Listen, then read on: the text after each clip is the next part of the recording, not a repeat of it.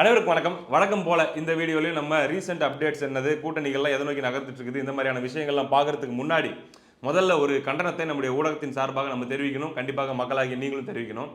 தமிழக வெற்றி கழகத்தை சார்ந்த நண்பர்கள், இளைஞர்கள், பெண்கள் இவங்க என்ன பண்றாங்கன்னா, சென்னை பகுதிகளில் ஒரு சர்வே மாதிரி மக்களிடம் கருத்து கேட்கக்கூடிய ஒரு பயணத்தை மேற்கொள்றாங்க. பல்வேறு பகுதிகளில் ஏரியாக்களில் அவங்க போயிட்டு மக்கள்கிட்ட அவங்களுடைய மனநிலை என்ன, ஆளுங்கட்சி மீது அவங்களுக்கு என்ன வருத்தம் இருக்குது, அல்லது வந்து மற்ற சில கேள்விகள்லாம், விஜய் அவர்களுடைய அரசியல் வருகை எப்படி பார்க்குறீங்க, நீங்கள் ஓட்டு போடுவீங்களா, இந்த மாதிரி கேட்டுட்டு இருக்கிறாங்க. இந்த ஒரு பயணத்தின் போது தொடர்ச்சியாகவே அவங்கள ஒரு கும்பல் வந்து ஃபாலோ பண்ணுறதாக அவங்க உணர்ந்துட்டு தான் இருக்காங்க அவங்களுடைய பயணத்தின் போது. இப்படி இருக்கக்கூடிய நிலையில் முதல்ல ஏன் சென்னைக்குள்ளே வந்து இவங்க ஆர்வமாக போயிட்டு கருத்து கணிப்பு எடுத்தாங்க, அல்லது வந்து ஏன் கருத்து கேட்டாங்க அப்படின்றத நம்ம பார்க்கணும். அது நான் இப்போ என்னுடைய நண்பர்கள் எடுத்த சர்வேவும் நம்ம சமீபத்தில் பார்த்துருந்தோம். மற்றவர்களுடைய சர்வேவும் நான் ஒப்பிட்டு பார்த்துருந்தேன். அதில் குறிப்பாகவே சென்னையில் தாவேகா உண்மையிலேயே நல்லா இருக்கு. சென்னையில் ஏன்னா வழக்கமாக சென்னை என்பது திமுகவுடைய கோட்டை அப்படின்னு தான் நம்ம சொல்லுவோம். திமுக பயங்கரமாக பர்ஃபார்ம் பண்ணுவாங்க, செம்மையாக ஜெயிச்சுட்டு தான் இருப்பாங்க சென்னையில். சென்னைக்கு அப்புறம் தான் பார்த்தீங்கன்னா ஆட்சி மாற்றத்தை தீர்மானிக்கக்கூடிய வாக்குகளே ஆரம்பிக்கும். இப்படி தான் இருந்துட்டு இருக்கும். இப்படி இருக்கக்கூடிய சூழல்ல சென்னையில ஒரு புதுசா வந்த கட்சி தமிழக வெற்றி கழகம், விஜய் அவர்களுடைய முகத்துக்கு வந்து நல்லாவே ஓட்டு இருக்கு. அது போக வந்து தொகுதிகளிலே கிட்டத்தட்ட 13 தொகுதிகள் வரைக்கும் அவங்களால டஃப் ஃபைட், அதாவது 5 தொகுதிகளில் லீடிங்காகவே வர முடியும். டோட்டலா 13 தொகுதிகளில் அவங்களால திமுகவுக்கு இணையாக டஃப் ஃபைட் கொடுக்க முடியும். அதாவது 1/2% 1% டிஃபரன்ஸ்ல அப்படி கொடுக்க முடியுன்ற மாதிரி தான் நம்பர்ஸ் வந்துச்சு. நம்பர்ஸை வந்து எடுத்து அப்படியே போட வேண்டியது தான். அதுதான் வந்து நம்முடைய நண்பர்களும் போட்டிருந்தாங்க. அப்போ சென்னையுடைய இங்கே வேலை செய்யக்கூடிய சென்னையில் இருக்கக்கூடிய தாவேகாவுடைய ஒர்க்கர்ஸ்க்குலாம் எவ்வளோ எனர்ஜியாக இருக்கும், பார்ட்டி ஒர்க்கர்ஸ்க்கு. ஸோ அவங்க போகிறாங்க, கேட்குறாங்க, எல்லாம் செய்கிறாங்க. இந்த சூழலில் ஒரு கும்பல் அவர்களை பின்தொடர்ந்து வந்ததாக அவர்கள் உணர்றாங்க. இதில் ஒரு கர்ப்பிணி பெண்ணும் இருக்காங்க. கிட்டத்தட்ட 100 பேர் இருப்பாங்க அப்படின்ற மாதிரி நம்ம கேள்விப்படுறோம். விஜய் அவர்களுடைய அறிக்கையில் கூட அதுதான் சொல்லியிருக்காரு. 100க்கும் மேற்பட்ட குண்டர்கள், ரவுடிகள் சேர்ந்து தாக்கியிருக்காங்க அப்படின்ட்டு. அப்போது அவங்களே திமுகவை சார்ந்த ஆட்கள் வழிமறிக்கிறாங்க. இங்கெல்லாம் வரக்கூடாது, இங்கெல்லாம் நீ ஏன் வர, ஏரியாவுக்குள்ளே வரக்கூடாது, ஏரியாவுக்குள்ளே வந்தால் கட்டி போட்டு அடிப்போம் அப்படின்ற மாதிரிலாம் சொன்னதாக அந்த பாதிக்கப்பட்டவர்கள் தரப்பில் சொல்கிறாங்க. அது போக இல்லைண்ணா நாங்கள் போயிடுறோம், பிரச்சனைனா நாங்கள் போயிடுறோம், ப்ராப்ளம்லாம் எதுவும் வேணாம், கூட லேடிஸ் எல்லாம் வந்திருக்காங்க அப்படின்னு சொல்லும்போது கூட அப்படி சொல்லியும் தாக்கினார்கள் அப்படின்ற மாதிரியான ஒரு குற்றச்சாட்டுகள் வருது. அது இந்த சம்பவம் நேற்றிலிருந்து ஒரு பெரிய பேசு பொருளாக சமூக ஊடகங்களில் மாறி இருக்குது.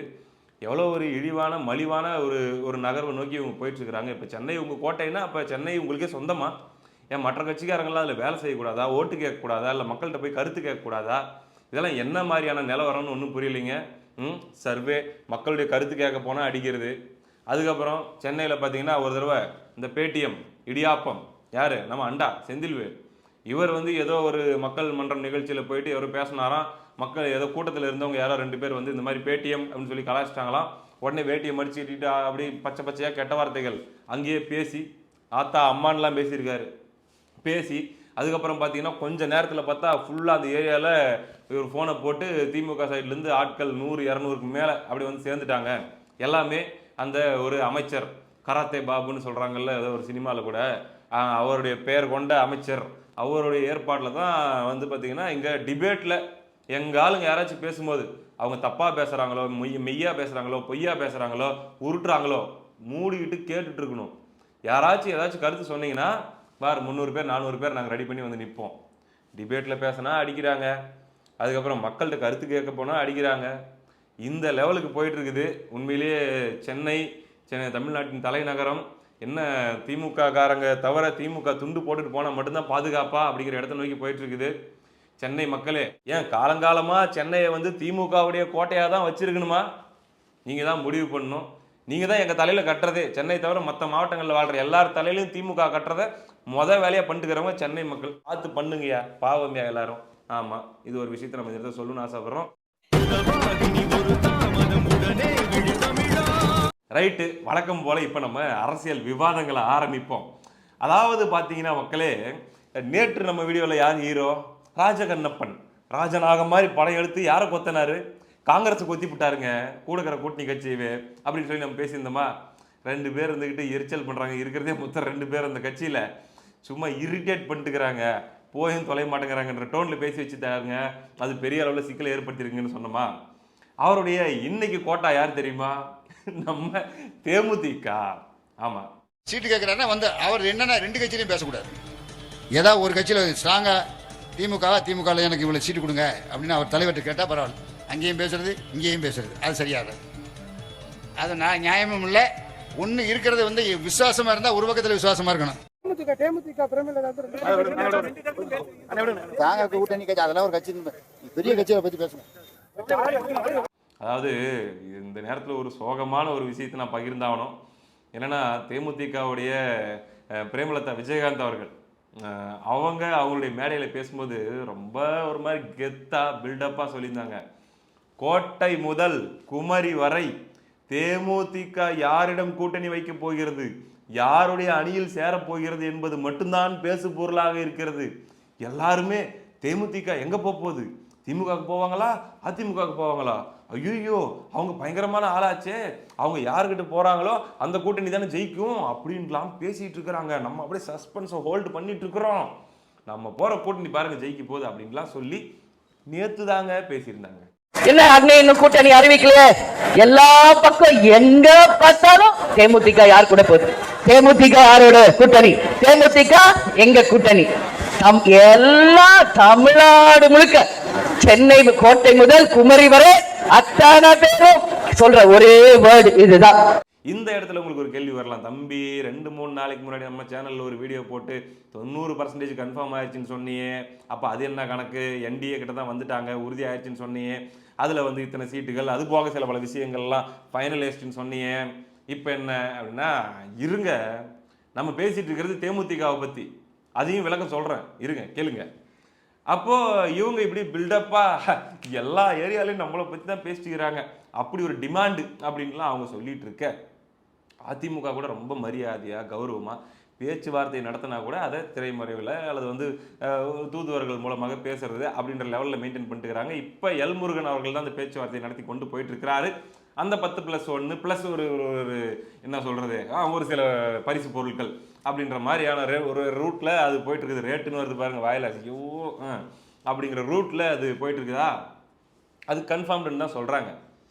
இப்ப இருந்தாலும் தேமுதிகவுக்கு ஒரு கண்ணு, இந்த திமுக கூட்டணி விளங்காம உடஞ்சி போய் இந்த காங்கிரஸ் கதை தனி கதை தம்பி. நேற்று டெல்லிக்கெல்லாம் போயிட்டு வந்தாங்களே, அதை பற்றி பேசவே இல்லை அப்படிங்கிறீங்களா?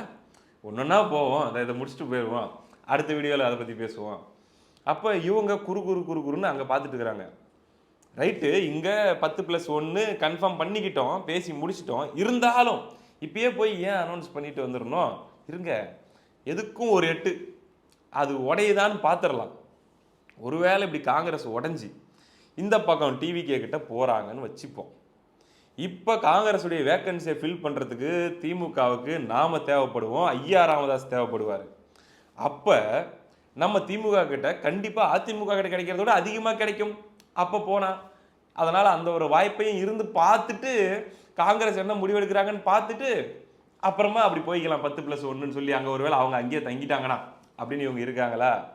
இது போக இன்னொரு கணக்கும் இருக்கும். ஒருவேளை திமுக வந்து ஐயா ராமதாஸை அந்த வேக்கன்சியை ஃபில் பண்ணுறதுக்குள்ளே எடுக்கிறாங்கன்னா காங்கிரஸ் வெளியே போகுதுன்ற பட்சத்தில் காங்கிரஸ் பின்னாடியே விசிகாவும் ஓடிடும்.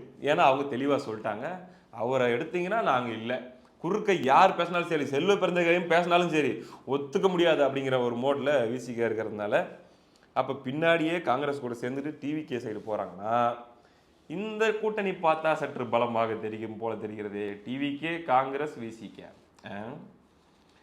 ஏன் நம்ம அப்போ இந்த கூட்டணிக்கே போயிடக்கூடாது? மூணாவது ஆப்ஷனும் ஒன்று இருக்கே. இப்போ நமக்கு இந்த 10+1 ஒத்துக்கிட்டு அனௌன்ஸ் பண்ணிட்டோம்னா ஒரே ஆப்ஷன்.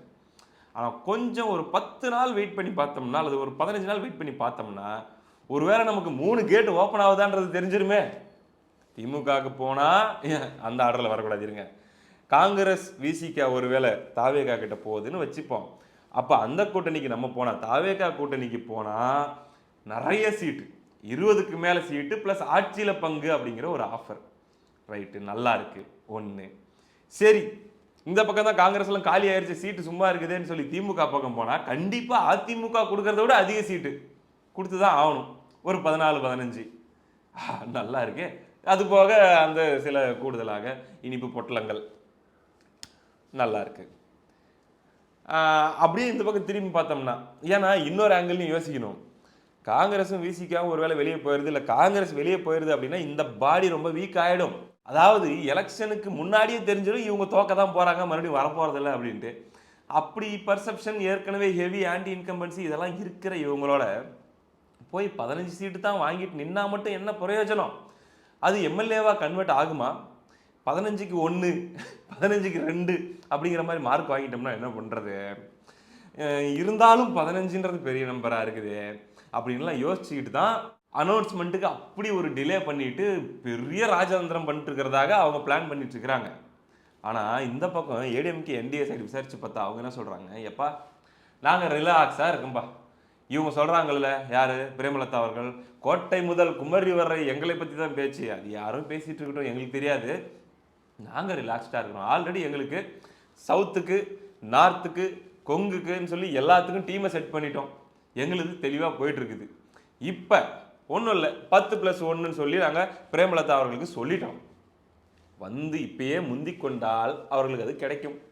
இல்லை நான் அங்கெல்லாம் பார்த்துட்டு திமுக கூட்டணியெல்லாம் உடையிறத பார்த்துட்டு ஒருவேளை அங்கேயே போனாலும் போயிடுவேன் அப்படின்னா போகட்டும். திமுக கூட்டணி உடஞ்ச மொமெண்ட்லேயே நாங்கள் ஜெயிக்கிறது உறுதின்றதா நாங்கள் ஃபீல் பண்ணுறோம். போட்டோம், போய் அங்கேயே கூட நல்லா இருக்கட்டும், எங்களுக்கு கூடுதலாக 10 சீட் நாங்கள் ரெட்டலையில் போட்டு போகிறோம். இல்லை தாவேக்காக்கு போகிறோம் அப்படின்னா சரி போகட்டும். இன்னும் திமுக கூட்டணி பலவீனமாகுது, போட்டியிலேருந்து 3வது இடத்துக்கு கூட திமுக கூட்டணி போகலாம், போகட்டும், எங்களுக்கு பிரச்சனை இல்லை. இல்லை திமுக கூட்டணி உடஞ்சிருச்சு, ஆனாலும் இப்போ அங்கே போனோன்னா அதிக சீட்டு கிடைச்சாலும் அது எம்எல்ஏவாக கன்வெர்ட் ஆகாது, பார்த்தா இப்போ என்டிஏ ஏடிஎம்கே தான் ஜெயிக்கிற மாதிரி தெரியுது, அதனால் நான் இப்போ வரேன் 10+1 அப்படின்னா அப்போ அந்த 10+1 ஏற்கப்படுமா? ஏன்னா அந்த கண்டிஷனில் திமுக கூட்டணி உடஞ்சி பலவீனமாயிட்டு அந்த கண்டிஷனில் இங்கே கொடுக்குறதெல்லாம் சீட்டு கிடையாது, இங்கே கொடுக்குறதெல்லாம் எம்எல்ஏ அப்படிங்கிற இடத்துக்கு மாறிடும். 10 கொடுத்தா 8 உறுதி எம்எல்ஏ அப்படிங்கிற மாதிரியான ஒரு வாய்ப்பு இவங்களுக்கு அதிகமாகிடும். அப்போ இவங்க என்ன சொல்லுவாங்க, உங்களுக்கு கொடுக்குறது எம்எல்ஏ, திமுக கூட போய் 15 வாங்கிட்டு நின்னீங்கனாலும் 3 தான் ஜெயிப்பீங்க, எங்ககிட்ட 7 வாங்கிட்டு நின்னாலும் 5 ஜெயிச்சிருவீங்க, அதனால் இந்தாங்க பிடிங்க 7ன்னு சொல்லி இப்போ ஒத்துக்கிட்டு இருக்கிற 10+1 7 குறையறதுக்கும் வாய்ப்பு இருக்குது. அது அவங்க இஷ்டம், அவங்க முடிவு பண்ணிக்கிட்டோம். தேமுதிக முடிவு பண்ணிட்டு இருந்து ராஜதந்திரம்லாம் பண்ணிட்டு கடைசியில் வரதா இருந்தா வரட்டும், இல்லை போகிறதா இருந்தால் போட்டு விடு, எப்படியும் திமுக கூட்டணி உடையாத பட்சத்தில் இங்கே தான் வரப்போகிறாங்க, உடஞ்சா என்ன வேணால் பண்ணிட்டு போகிறாங்க, எங்களை அது பாதிக்காது. இவ்வளோ தாங்க ஏடிஎம்கே என்டிஏவுடைய சிம்பிள் மேத்தமெட்டிக்ஸ். இது இப்படி இருக்கக்கூடிய சூழலில் தான் முக்கியமான அந்த சம்பவம் நம்ம ராஜநாகம் படம் எடுத்து ஆடிருச்சு. என்ன சொல்லியிருக்காரு தெரியுமாங்க, நேற்று மேடையில் பேசும்போது அசிங்கமாக திட்டிருக்காருங்க. அசிங்கமான கெட்ட வார்த்தை பேசிட்டாரா அப்படின்னா இல்லை, அவங்களுடைய கௌரவத்தை சீர்குலைக்கும் வகையில் பேசிட்டாரு. எடப்பாடி பழனிசாமி அவர்கள்கிட்ட தேமுதிகவை பற்றி கேட்கும்போது இன்னும் பேச்சுவார்த்தையே ஆரம்பிக்கல, விடுங்க நான் தான் சொல்கிறோம் அப்படின்ற லெவலோடு நிறுத்திக்கிட்டாங்க. கௌரவமாக அணுகுதல் அப்படின்றத டீல் பண்ணிட்டாங்க. ஆனால் திமுக எப்படி டீல் பண்ணிச்சு தெரியுமா? கேளுங்க இந்த வீடியோவை. விஜயகாந்த் அவர் இருந்தார், எதிர்கட்சி தலைவராக வந்தார், இல்லைன்னு சொல்ல முடியாது. அவருடைய கட்சியில் ஆடுறதுக்கு இல்லை, சீட்டு கேட்குறாருன்னா வந்து அவர் என்னென்னா 2 கட்சியிலையும் பேசக்கூடாது. ஏதாவது ஒரு கட்சியில் ஸ்ட்ராங்காக திமுகவில் எனக்கு இவ்வளோ சீட்டு கொடுங்க அப்படின்னு அவர் தலைவர்கிட்ட கேட்டால் பரவாயில்ல, அங்கேயும் பேசுறது இங்கேயும் பேசுறது அது சரியாக அது நான் நியாயமும் இல்லை. ஒன்று இருக்கிறது வந்து விசுவாசமாக இருந்தால் ஒரு பக்கத்தில் விசுவாசமாக இருக்கணும். மேடையில் இப்படி நாரடிச்சிட்டாரா? சரி, மேடையில் தான் நாரடிச்சார் அப்படின்னு பார்த்தா அடுத்து ப்ரெஸ் மீட்டில் ஏங்க தேமுதிகவை பற்றி இப்படி சொல்லியிருக்கீங்களேங்கன்னு கேட்ட உடனே அதெல்லாம் ஒரு கட்சியா, வாங்க வேற ஏதாச்சும் பெரிய கட்சி பற்றி பேசுங்க அப்படின்ட்டாங்க. அப்போ கோட்டை முதல் குமரி வரை எங்களை பற்றியே பேசிக்கிறாங்க அப்படின்னு நீங்கள் தான் பேசிக்கணும், எங்கள் பார்வையெல்லாம் அவங்க ஒரு பெரிய கட்சியே இல்லைன்னு சொல்லி திமுக காரி துப்பிருச்சு. அதெல்லாம் ஒரு கட்சி, பெரிய கட்சியை பற்றி பேசணும். இதுக்கு மேலேயும் திமுகக்காக வெயிட் பண்ணுமா? இதுக்கு மேலேயும் திமுக கூட்டணி உடையுமா? அங்கே போனால் நம்ம இவங்க சொல்கிறத விட கூடுதல் நம்பர் கிடைக்குமா அப்படின்ட்டுலாம் தேமுதிக வெயிட் பண்ணுமா? அப்படி வெயிட் பண்ணால் அந்த தொண்டர்கள் என்ன நினைப்பாங்க? இந்த வார்த்தை திமுக பேசின அடுத்த மொமெண்ட்டு போய் இந்த 10+1 கையெழுத்து போட்டாங்கன்னா அது புத்திசாலித்தனம். இல்லைன்னு வெயிட் பண்ணிட்டு இருந்தாங்க அப்படின்னா இதுக்கு மேலே திமுக கூட்டணிக்கு அந்த கூட்டணி உடஞ்சி அதுக்குள்ளே போனாலும் அசிங்கம்தான் தேமுதிகவுக்கு. ஏன்னா இப்படியாக அதெல்லாம் ஒரு கட்சின்ட்டு போகிறாங்க, அவங்ககிட்ட போய் கூட்டணி வச்சா கேவலம் இல்லை, அதுவும் அசிங்கம்தான். அது வரைக்கும் வெயிட் பண்ணி பார்த்துட்டு அதுக்கப்புறம் வந்து கேட்டால் 10+1 கிடைக்காது, அதோட கம்மியாக கிடைச்சி அதுக்கப்புறம் வந்து அதை அக்செப்ட் பண்ணிக்கிட்டாலும் உங்களுக்கு ஏமாற்றம் தான்.